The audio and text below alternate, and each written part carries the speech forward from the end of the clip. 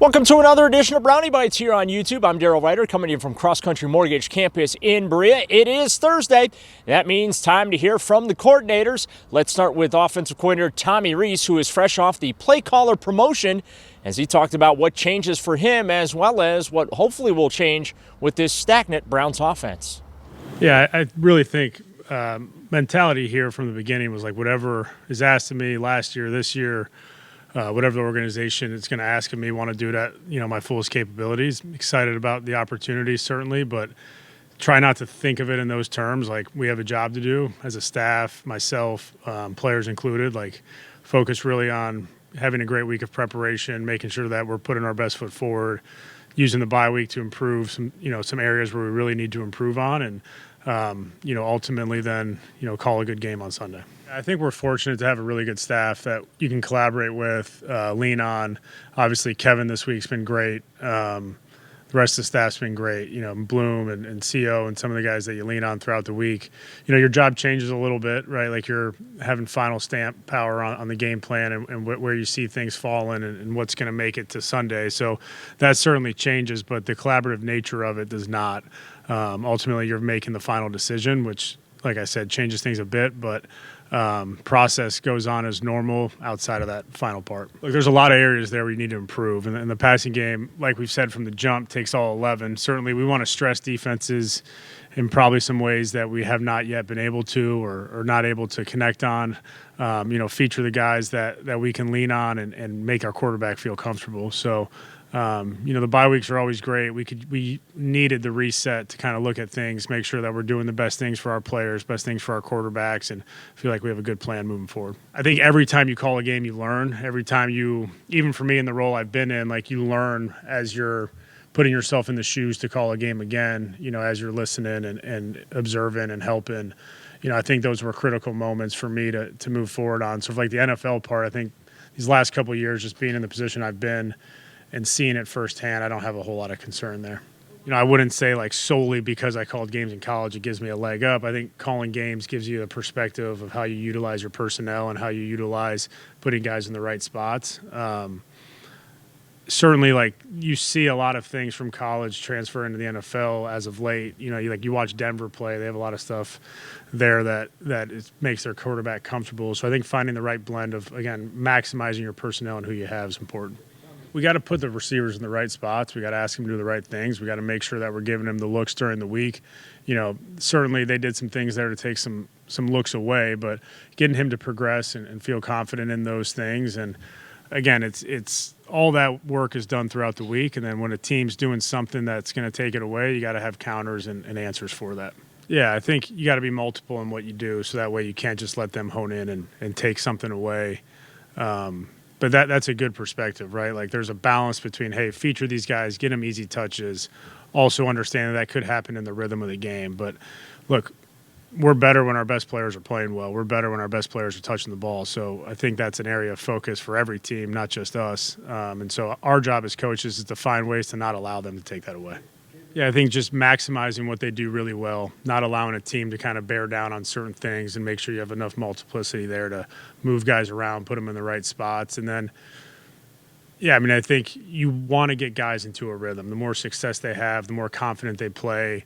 You get them into a rhythm, you're going to see better play, I think, and higher percentage of things going the right way. So it's our job, again, as coaches, to build that in. I'm not going to put any labels on it. We want to go out there and play sound football, put our players in the right spots, and have success. Like, look, we got to score points. We got to stay on the offense. To sit here and say a bunch of stuff that it's going to look like, we want to maximize the guys we have. And that's looked different. The first year I called plays at Notre Dame looks different than when I was at Alabama. It's just you're trying to maximize the guys you have on the roster. Giving up play calling 2 years in a row can't be easy on head coach Kevin Stefanski, but it certainly says a lot about his leadership style. Yeah, you guys know Kevin. He's all about the team, and he's extremely humble and doesn't overreact to things. So any decision he makes is going to be a very measured decision. And if he thinks that's what's best for the team, then we trust him for that to be best for the team. And like you said, like that's really the only thing that comes out of it. Like, who's calling the plays doesn't affect us on defense. But I think from a leadership standpoint, from, Kevin's standpoint, with, him being humble enough to make that move, and then also measured. And it's not. I mean, you guys know Kevin. He doesn't make any seat of the pants decisions. So I think that that's all part of it, and that reinforces his leadership on this team. I couldn't say enough good things about Kev. I think he's done a great job with the messaging to our football team, keeping our team connected. We obviously have a lot of. I would say we have a lot of faith in him to be able to lead this building, and then obviously to be able to hand it off to Tommy. You don't do that unless you trust the guy that you're giving that to. So I think Tommy's earned that opportunity. So I think Kevin definitely trusts him. Yeah, I haven't really felt anything different at all. I always tell Tommy I feel like he's younger than me. I want to say almost 10 years younger than me. I always feel like he's like my age because we're always talking and chopping it up and stuff. So, he's a great football coach. He's got a great mind, very smart. I think he's been really good for our staff and for our team. Yeah, I think he has no ego. He wants to win more than anybody, wants what's best for the team. And if he felt like at that time it was best to give it to Coach Rees, like that's just, his mentality. Like he truly will do anything to get the team right. And that's why I think so many guys have such a high respect for him. It's just he's the same guy. He wants to win football games, and he's going to try and do anything to get to that point. You did hear there from defensive coordinator Jim Schwartz as well. He revealed that Myles Garrett, who racked up a career-high and franchise record for a game, 5 sacks against the Patriots, apparently he took every practice rep leading up to that game, frustrated by the previous performance. Schwartz also understood Garrett's frustration that saw him slam his helmet and sit at the end of the bench alone in the fourth quarter up in New England. Yeah, I like the competitiveness with it.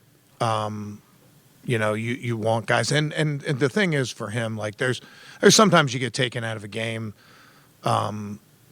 because it's like a blowout win, and you're protecting your guys at the end of the game, and we had that at the end of the Miami game, and guys want sacks and interceptions and things like that, and they're easier to get at that time of the game than other times.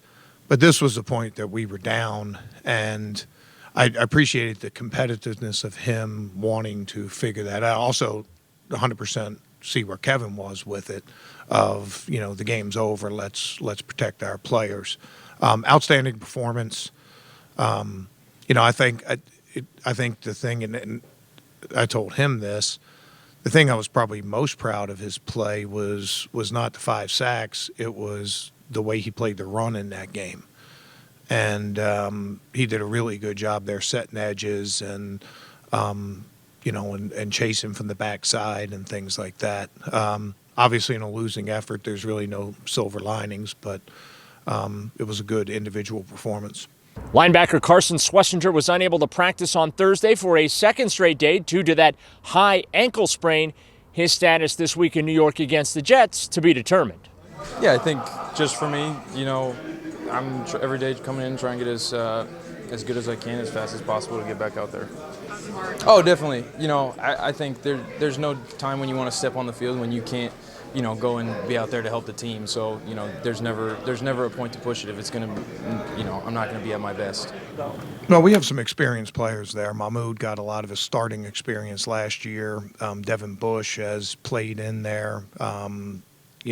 Bake has played in there, so we have a lot of different ways that we can go with it, and we'll practice that way and just see where it lands. But Carson means a lot to us. He's not just from his play not just his play, but also his communication and things like that. And I think he's also stepping into some leadership things. We've said a lot of times, it's just a matter of time before the ball found him, and it did on that play. And, I think, we'll get him back on the field, whether it's this week, next week, the week after, whatever it is. I think you'll continue to see a lot of those same positives from him. Receiver Isaiah Bond also remains sidelined with that foot injury. Tight end Harold Fannin Jr. was also not on the field during the portion of practice open to reporters on Thursday. That'll do it for this edition of Brownie Bites. Thanks as always for watching us here on YouTube. And don't forget to hit subscribe on the 92.3 The Fan channel. With the Browns in Berea, I'm Darrell Ryder for Sports Radio 92.3 The Fan.